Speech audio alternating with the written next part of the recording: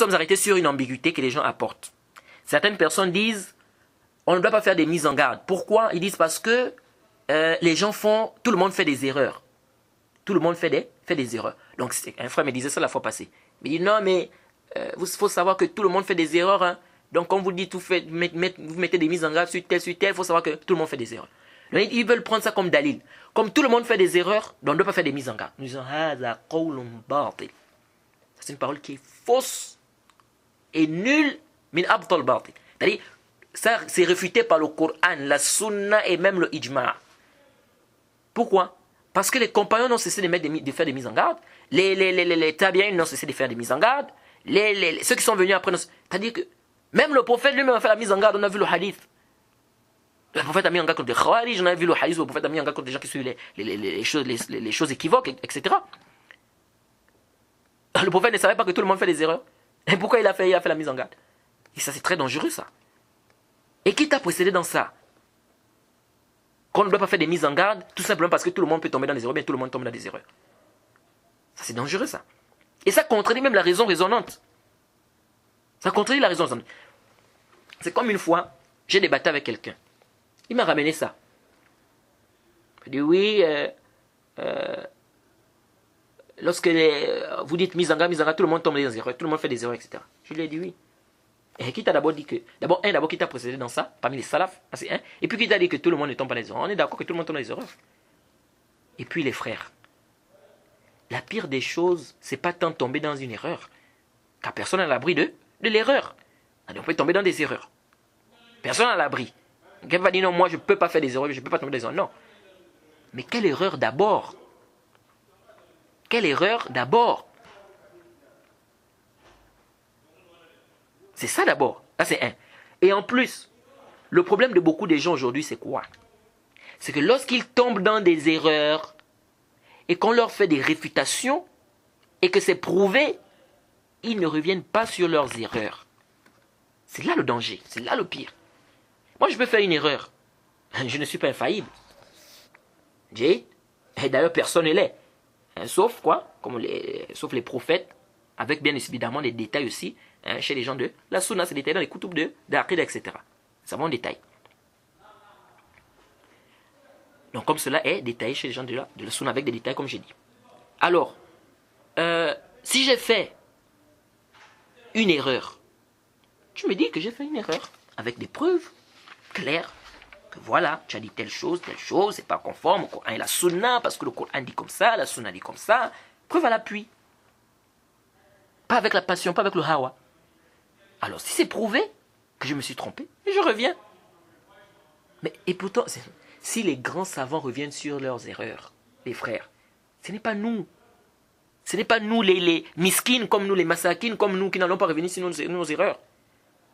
Cheikh Al-Albani, rahimahullah, combien de fois il est revenu sur certaines erreurs concernant certains hadiths? Vous voyez bien, il dit le hadith authentique, après il vient, il dit « Thumma tanabbahtu » Puis je me suis rendu compte que le hadith là, c'est pas authentique comme ça, comme ça. Combien de fois? Le Cheikh Rabi' ibn Hadi al-Madkhali, hafizahullah, il est revenu. Lorsqu'il a fait une erreur, il revient. Le Cheikh Abdullah al-Bukhari, hafizahullah, il revient.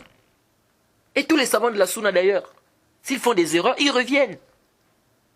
Alors si ces grands savants-là reviennent sur des erreurs, c'est nous, des massakines comme nous, on a quel niveau de science devant ces savants-là?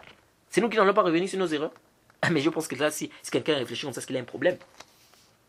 Il a un problème. Et le fait de revenir sur ton erreur, ça t'élève. Ça t'élève même. Et c'est pas un défaut.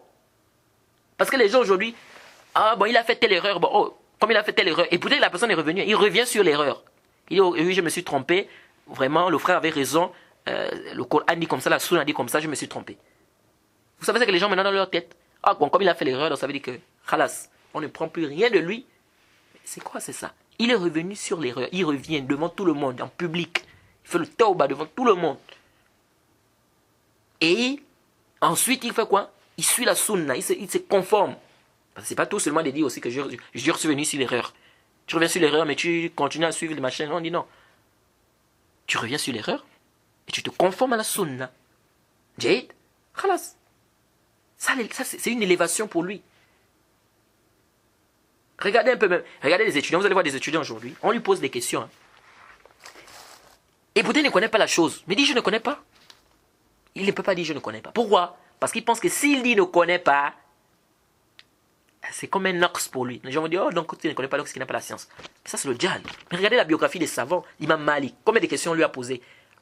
Et il a dit, je ne connaissais pas. Même le cheikh Abdul Mohsin Al-Abbad, ici au Haram, lorsqu'il enseigne, plusieurs fois, moi j'ai vu, on lui pose une question, il dit, la alam. Je ne connais pas, je ne connais pas. Un savant, il dit, je ne connais pas. Attendez, mais arrêtez. Ça veut dire quoi? Et ça prouve même quoi? Ça prouve le sidq de Rajul. La véracité de cet homme. Ça veut dire que le jour où il t'apporte quelque chose, prends. Parce que lui, quand il ne connaît pas, il te dit, il ne connaît pas. Mais quelqu'un, tout, il veut répondre, même ce qu'il ne connaît pas. Mais c'est dangereux.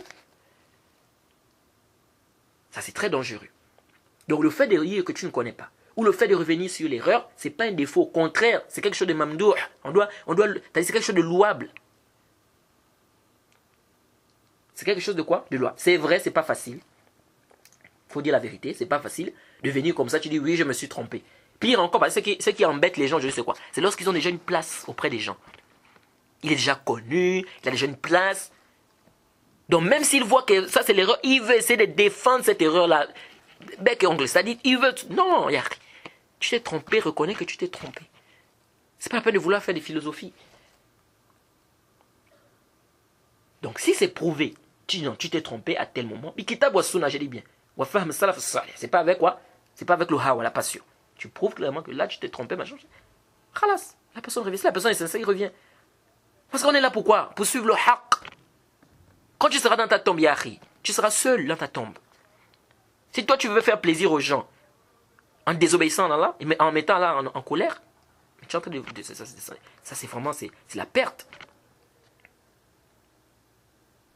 On doit craindre Allah. Et ça, c'est la crainte. Parce que quand tu crains Allah, tu dis, ah, j'ai fait l'erreur. Vraiment, c'est prouvé, j'ai fait l'erreur, je reviens. Donc on doit faire très attention. On doit faire quoi? On doit faire très, très attention. Et il suffit seulement de voir tous les grands savants qui nous ont précédés, qui sont revenus, n'est-ce pas, sur leurs erreurs. Et ça te donne même le courage. Et quand tu regardes l'histoire des savants qui ont fait des erreurs, qui sont revenus sur leurs erreurs, tu comprends que, mais attends, en blague là. En blague. Donc tu as fait l'erreur, c'est prouvé, Kitab wa Sunna, je dis bien pas Bihawa, Kitab wa Sunna, khalas, tu reviens. Comme j'ai dit, parfois c'est pas facile, mais c'est ça, tu dois combattre ton nafs. Alors, et ça Allah t'élève même.